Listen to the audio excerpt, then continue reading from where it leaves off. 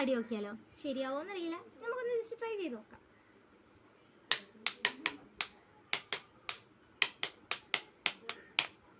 നാഗഭൂഷിത പദങ്ങളും ചടുല താളമോടു തിരുനടനവും ഭസ്മഭൂഷിതമുരസ്ഥലം ഹരിണ ചർമ്മവും ബലികണങ്ങളും. നാഗഭൂഷിത പദങ്ങളും ചടുല താളമോടു തിരുനടനവും ഭസ്മഭൂഷിതമുരസ്ഥലം ഹരിണ ചർമ്മവും